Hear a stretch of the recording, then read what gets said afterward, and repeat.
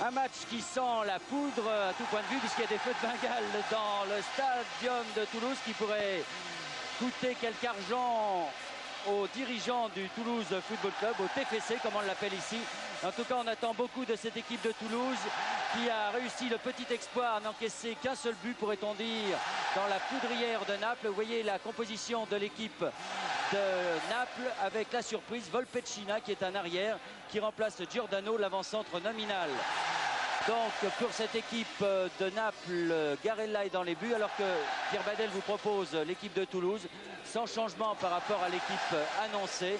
Une équipe en pleine forme actuellement et qui, espérons-le, fera très bien face aux Napolitains.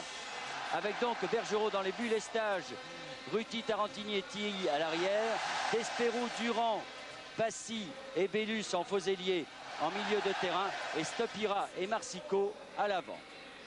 En ce qui concerne l'équipe de Naples, Garella est dans les buts, Bruscolotti, Ferrara, Ferrario, Renica sont à l'arrière. Bagni, qui est un international qui a participé à la Coupe du Monde pour faire le numéro 4, est en milieu de terrain en compagnie de Muro, de Napoli, de Carnevale qui jouera peut-être quand même un peu devant, de Volpecina surtout qui est en arrière et donc de Maradona en principe Roger. Les Napolitains entraînés par monsieur Bianchi alors que le Toulouse est entraîné, vous le savez, par Jacques Santini, un monsieur qui s'y connaît bien avec Stéphanois en Coupe d'Europe.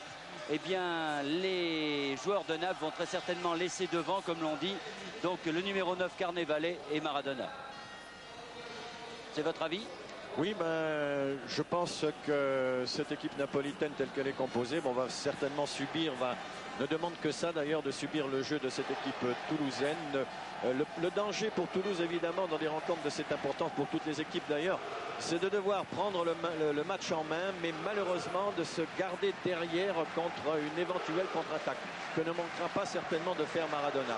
Alors voilà où c'est très difficile, évidemment, attaquer pour renverser le résultat contraire jusqu'à présent, mais évidemment défendre malgré tout.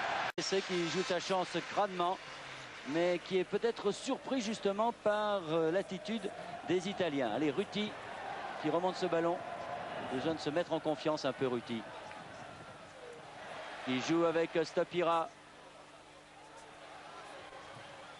Ah, c'est bien difficile de jouer attaquant face aux défenses italiennes. Passy.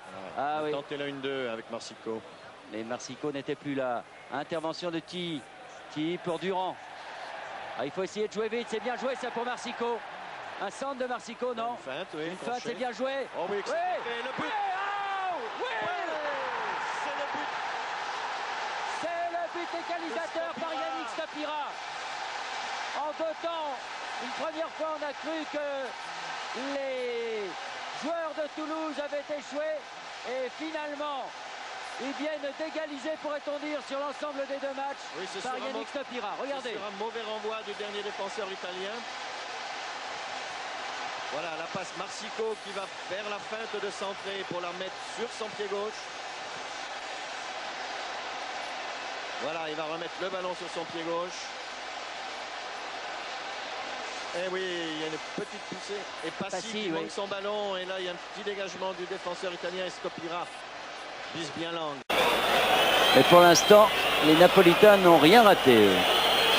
Et absolument rien pu faire contre les tirs des Napolitains. Oui, trop bien. Maintenant peut-être. Ouais.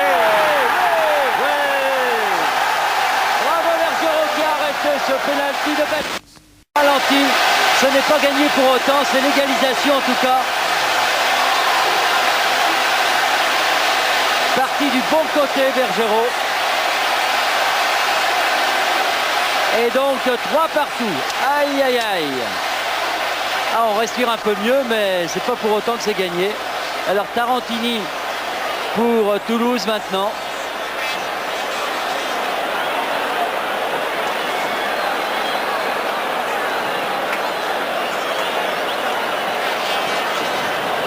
C'est le dernier donc.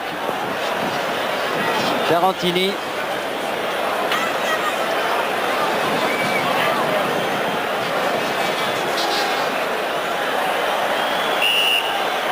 Prend un bel élan. Ouh là là, j'ai eu peur. Oui, mais c'est très près du poteau, Bernard, malgré la belle détente. Parce qu'il est grand ce Garella. Oui, mais c'est très près du poteau. Alors maintenant, Maradona. bien sûr. Maradona pour le dernier penalty de Naples. Alors le public de Toulouse qui fait une bronca extraordinaire à Maradona. Mais pas difficile de lui faire perdre les nerfs. Enfin, quand on a vu Zico et Socrates rater des pénaltys, pourquoi pas Maradona?